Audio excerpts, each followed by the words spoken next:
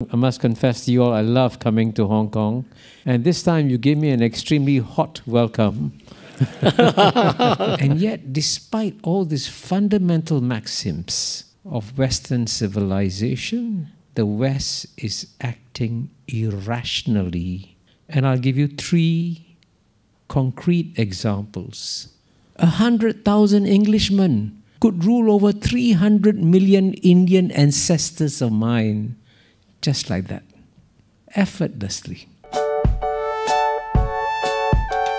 喺睇片之前，大家記得分享、讚好同訂閱灼見名家，最緊要撳埋呢個鐘仔，咁你就唔會錯過我哋嘅最新影片。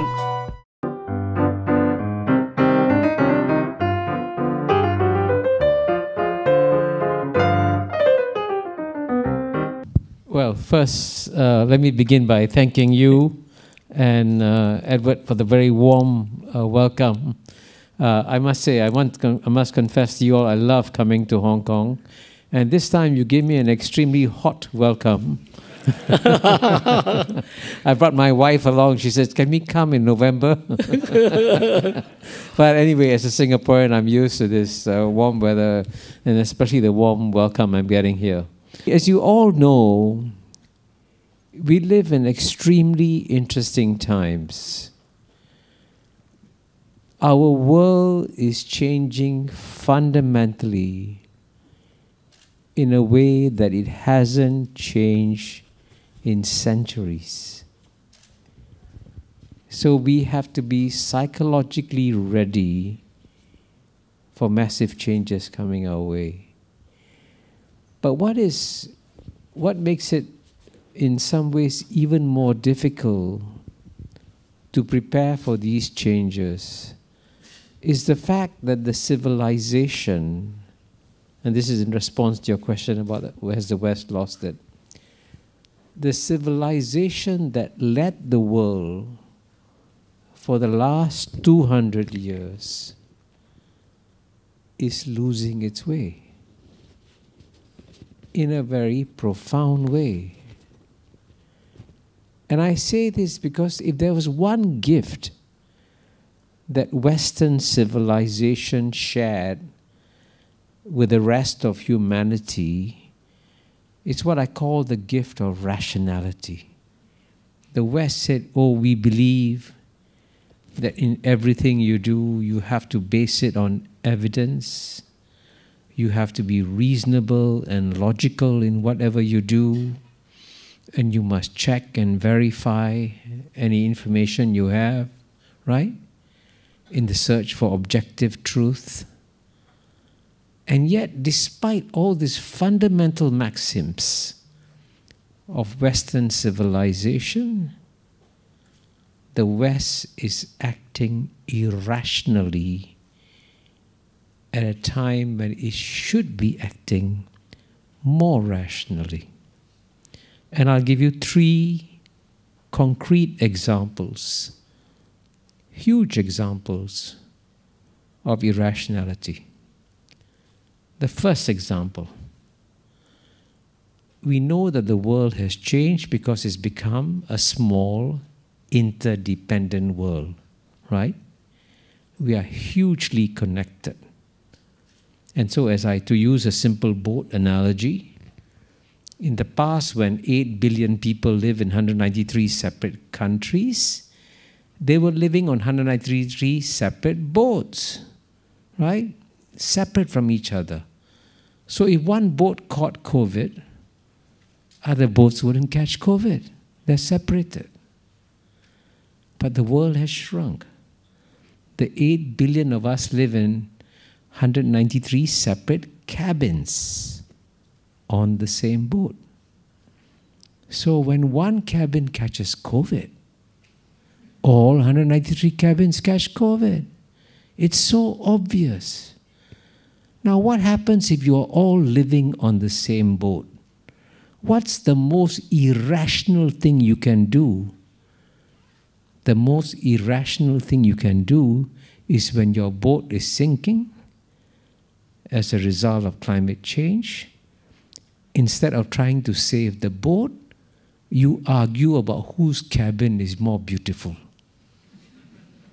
You know, there's an old expression, English expression, there's no point rearranging the deck chairs when the Titanic is going down. That's irrational. But that's what the West is doing. For the United States to launch its geopolitical contests against China when the planet is in peril is hugely irresponsible and hugely irrational. And what's shocking is that the West has the leading universities, the leading think tanks, the leading media channels, and they don't point out that this is irrational behavior. That's just one example. The second example is that what's so obvious is that history has turned a fundamental corner this century. And what was the norm for the past 200 years is not going to be the norm in this century. So, for example, amazingly enough, 100 years ago, in 1924, a few Europeans could run the world effortlessly. 100,000 Englishmen could rule over 300 million Indian ancestors of mine, just like that, effortlessly, right? Europe could run the world. But European power has diminished. One statistic. In the year 1980, the combined EU GDP was 10 times the size of China. 10 times. Now it's the same size as China. And by 2050, Europe will be half that of China. Now, when you have these massive shifts of power happening, surely you should look for rational ways and means of adjusting. Is that happening? It's not. Another sign of irrationality on their part. And the third sign of irrationality is this. If you had to decide what's the most important priority of any society, the most important priority for any society anywhere in the world should be to improve the well-being of its own population. Right? If you had to make a choice between X and well-being, you say, no, I must take care of the well-being of your people, of my people. And yet, paradoxically, United States, which is the most rational society on planet Earth, at a time when the average standard of living of the bottom 50% of the American population has stagnated for 3 decades, and the priority should be to take care of the bottom 50%, instead of focusing on people, the United States says primacy is more important than people. Any country that chooses primacy over the well-being of its own people is making an irrational decision, and nobody questions it. A question about the incoming administration, whether Harris or Trump.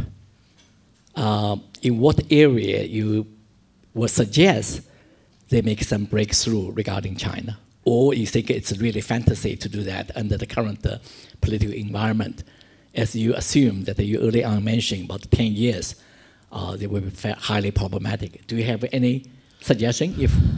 Well, I think there's no question that no American leader can be seen to be soft on China today. And by the way, unless you're exceptionally brave, my sense is that, again, this is a paradox about the United States.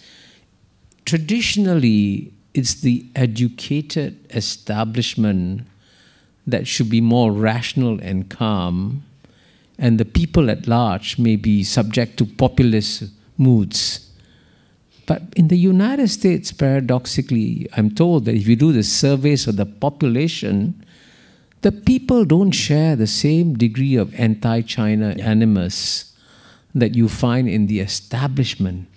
But the establishment in Washington, D.C. has locked itself into an anti-China posture. And today, it's impossible for any politician to say anything, just something rational on China, like something as simple. Now, this is the ABC of international trade, Edward, right? When you and I trade, both of us benefit. That's why we trade. Right? If I want to lose money, why do I trade with you? Let me change You make money, I make money, we should trade. But the paradox is that even though trade, right, is a rational activity within two countries, anybody who supports trade with China is dead politically. Now, which is bizarre. Right? 中意名家分析，記得俾 like 同埋分享，支持同訂閱卓見名家，最緊要撳埋呢個鐘仔，咁就唔會錯過我哋嘅新片。